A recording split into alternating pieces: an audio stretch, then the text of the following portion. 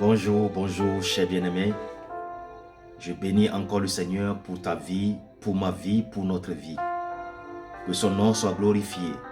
Notre slogan, vous le savez très bien, notre slogan. Dormir et se réveiller le matin n'est pas une habitude, mais c'est une grâce que le Seigneur nous accorde tous les jours.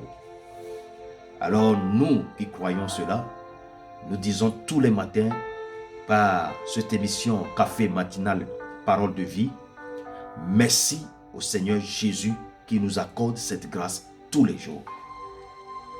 Soyez richement bénis, vous qui êtes enfants de Dieu parce que vous avez cru en la parole de Dieu. Je bénis le Seigneur encore une fois pour ce matin. Chers bien-aimés, le Seigneur a trouvé bon et juste nous accompagner encore dans sa parole qui est vérité et vie. Et nous allons aller dans sa parole. La Bible nous dit quelque chose dans la prière mère que Jésus a enseigné à ses disciples. Notre Père qui es aux cieux, que ton nom soit sanctifié, que ton règne vienne. Waouh! Que ta volonté soit faite sur la terre comme au ciel. Amen. On s'arrête là. C'est sur ça que nous allons parler aujourd'hui. La prière, notre Père qui es aux cieux. Que ton règne vienne. Alors c'est Jésus qui est en train d'enseigner cette prière à ses disciples que nous sommes. Et cette prière montre la volonté de Jésus, ce que Jésus veut dans cette prière. Notre Père qui est aux cieux. Oui, c'est lui qui a créé les cieux et la terre. Mais la Bible nous dit que Dieu, l'Éternel, a créé les cieux et la terre. Les cieux appartiennent à qui? À l'Éternel. Mais il a donné quoi? La terre aux hommes. Maintenant, la Bible nous dit, notre Père qui es aux cieux, que ton nom soit sanctifié, que ton règne vienne. Où? Que ton règne vienne sur la terre. Nous qui sommes les héritiers, nous qui sommes les propriétaires de cette terre, quand nous récitons cette prière, nous espérons que le règne de Dieu vienne sur cette terre. Que ta volonté soit faite sur la terre comme cela se fait au ciel. Bien-aimé, il y a une volonté de Dieu qui se fait au ciel. Et c'est cette volonté que nous souhaitons. Nous souhaitons que cette volonté se fasse ici sur la terre. Alléluia.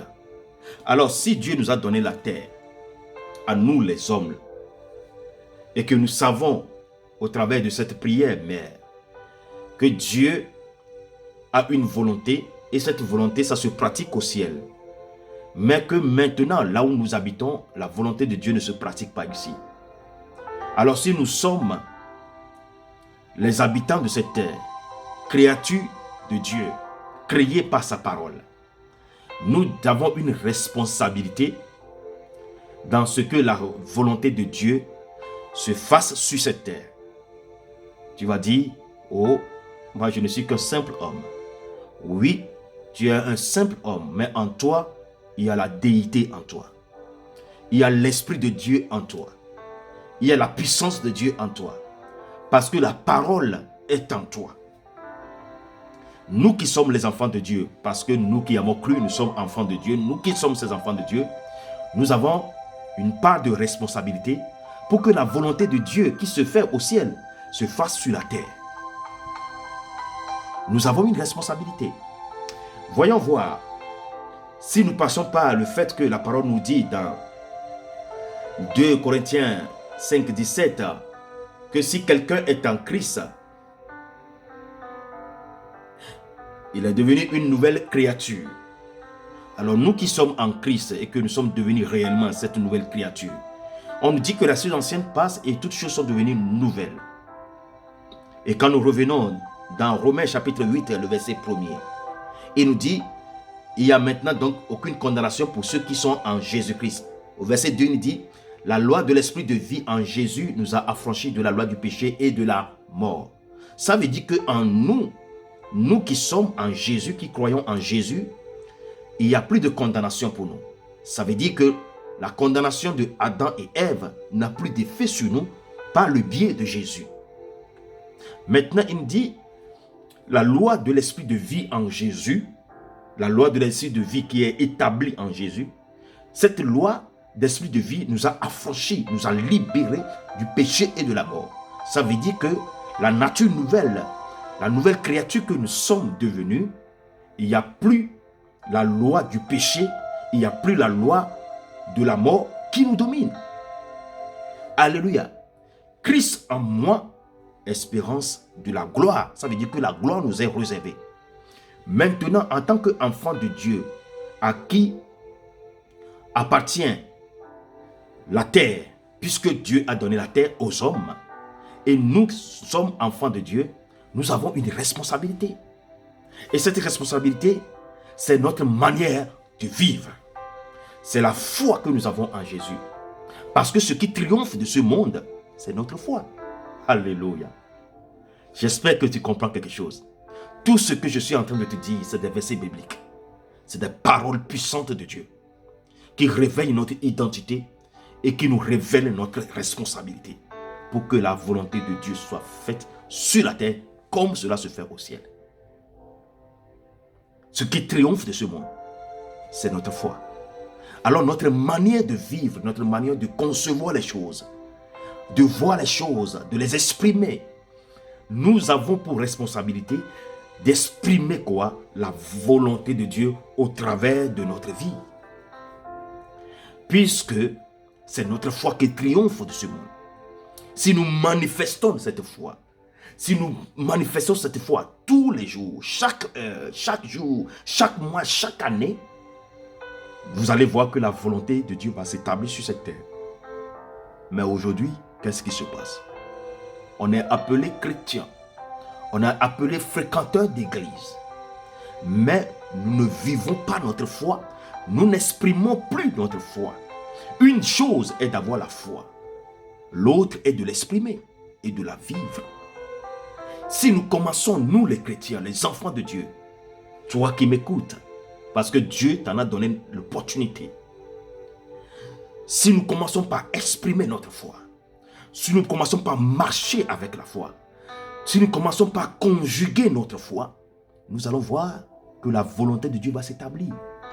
Le problème, c'est que nous ne le faisons pas. Nous avons la foi, mais nous n'exprimons plus notre foi. Nous ne vivons plus notre foi. Nous ne démontrons plus notre foi. Chers bien-aimés, chers frères, chères sœurs, en Christ, nous qui sommes les nouvelles créatures en Christ, nous avons cette responsabilité de vivre notre foi, de parler de notre foi, de marcher dans notre foi, d'exprimer notre foi, de conjuguer tous les jours notre foi. Alléluia. Quand nous voyons la loi du monde, la loi de ce monde, qui t'interdit de parler de Dieu dans certains endroits, ils ont arrivé à établir ça. Si nous voyons la loi de ce monde qui t'interdit de parler de Dieu dans le travail, qui t'interdit de parler de Dieu dans les réunions, et chaque chrétien a emprisonné sa foi en lui. Et d'ailleurs, d'autres sont allés à enseigner que la foi, quand on est chrétien, c'est dans le cœur. C'est pas le fait que tu dis, je suis chrétien, je suis chrétien, je suis chrétien. Oh non, c'est dans le cœur. Alors on se contente de ça. On se contente du fait que quand on est chrétien et on a avalé toutes ces choses-là, la ruse de l'ennemi Satan nous a piégés. Il nous a piégés par quoi? Par sa ruse. Oh non, le chrétien, quand on est chrétien, quand on croit en Dieu, c'est dans le cœur. Tu crois dans le cœur, tu es silencieux, c'est dans ton cœur, tout se passe. Oui, bien-aimé. Si on n'a pas envoyé ce qu'on a choisi, s'ils n'ont pas prêché, comment toi tu sauras qu'il y a un Dieu qui existe? Si on n'a pas parlé de ce Dieu, comment toi tu sauras qu'il y a un Dieu qui existe au travers de sa parole? Oui, la foi c'est dans le cœur, la vie chrétienne c'est dans le cœur. Oui, ça on n'a pas besoin de parler qu'on est chrétien, de parler qu'on est chrétien. Moi, je peux te dire clairement qu'on a besoin de parler que nous sommes chrétiens. On a besoin d'exprimer notre vie de chrétien. On a besoin de conjuguer, de parler, d'agir et de se comporter. comme des chrétiens. On a besoin de parler de notre foi. On a besoin de parler que nous sommes chrétiens. Il ne suffit pas de l'avoir dans le cœur. Quand tu vas dans Romains chapitre 10, au verset 9, ce que je suis en train de te dire, peut-être on va le lire rapidement, tu vas le voir dans ce Romain, que vraiment nous avons besoin de parler de notre foi. Il ne suffit pas d'avoir la foi dans le cœur, d'avoir la vie chrétienne. Oui, la foi, la vie chrétienne, quand on croit, c'est seulement dans le cœur. Quelqu'un m'a dit ça une fois, à une réunion de prière. J'ai dit, waouh, Satan, tu es rusé, mais tu ne vas pas nous avoir. Tu ne vas pas nous avoir tous, parce que nous avons la révélation de notre Seigneur Jésus-Christ. Oui, nous avons la révélation de notre Seigneur Jésus-Christ. La Bible dit ceci. Si tu confesses de ta bouche le Seigneur Jésus, et si tu crois dans ton cœur que Dieu l'a ressuscité des morts, tu seras sauvé. Car c'est en croyant du cœur qu'on parvient à la justice, et c'est en confessant de sa bouche qu'on parvient au salut, selon ce que dit l'Écriture. Mais pourquoi tu ne veux pas confesser de ta bouche que Jésus est le Sauveur? Jésus est mon Seigneur. Jésus est mon Sauveur. Jésus a sauvé le monde. C'est lui qui a apporté tous les péchés du monde. C'est lui qui est crucifié sur la croix. Il est ressuscité du troisième jour. Viens à Jésus. Il t'appelle. Donne ta vie à Jésus. Jésus est là pour te sauver. Venez à moi. Vous tous qui êtes fatigués, je vous donnerai du repos. Vous tous qui êtes chargés, je vous donnerai du repos. Venez à Jésus. Repentez-vous. Pourquoi tu ne vas pas le dire?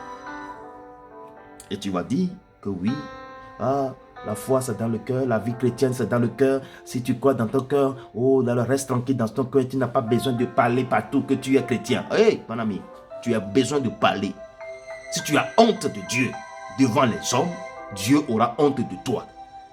Si tu as honte de parler de Jésus devant les nations, le dernier jour, Jésus aura honte de toi, de parler de toi devant son Père. Il a dit, il a été clair là-dessus.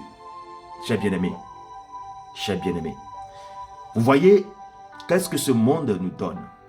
Ce monde ne nous donne pas grand-chose. Si ce n'est qu'un job, un travail, une maison, un toit pour dormir, et un lieu de loisirs. Qu'est-ce qu'il nous donne de plus? Mais Dieu, lui, il nous donne la vie. Ouais. La seule chose qui domine tout, qui est au-dessus de tout ce que nous pouvons souhaiter avoir, Dieu nous donne la vie, le souffle de vie.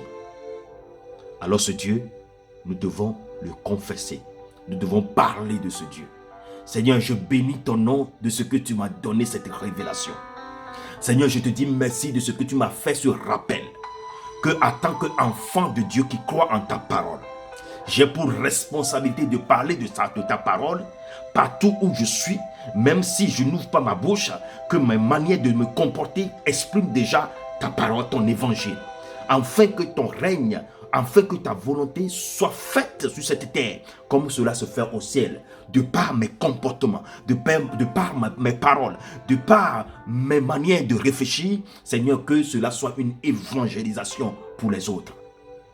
Je le souhaite, que ta volonté vienne s'établir sur cette terre, afin que nous ayons, Seigneur, la paix dans ce monde. Béni sois-tu, Seigneur. Gloire à ton Saint-Nom. Oui, Seigneur, manifeste, Seigneur, en nous ta vérité. Manifeste en nous ton évangile. Cet évangile qui est la bonne nouvelle. Seigneur, donne-nous le courage d'aller prêcher ta bonne nouvelle. Donne le courage d'aller parler de ta vérité. Cette vérité incontournable que le monde ne peut jamais nous donner. Merci Seigneur pour la vie de tout un chacun. Tous ceux qui croient en toi. Même pour ceux qui ne croient pas encore en toi. Puisque ta vie est en eux. Merci Seigneur. Je bénis ton nom. Je te loue, je te rends grâce. Je te confie encore cette journée de vendredi. Seigneur, que toi seul tu sois le maître de cette journée. Que tu sois notre guide. Que tu mettes dans notre bouche ta parole. Que tu mettes dans notre comportement, oui, ta parole. Merci Seigneur. Que ta volonté soit faite sur la terre comme cela se fait au ciel. Que ton règne vienne dans notre vie et que nous manifestons ce règne partout où nous passons. Seigneur, que la lumière luit en nous. Au nom de Jésus, nous avons ainsi prié. Amen, amen et amen. Sois béni et merci pour ta vie et merci pour les encouragements. Tes commentaires seront aussi une manière d'évangéliser la parole de Dieu. Shalom à toi et que ta maison soit richement bénie. Au nom de notre Seigneur Jésus-Christ de Nazareth. Bye bye.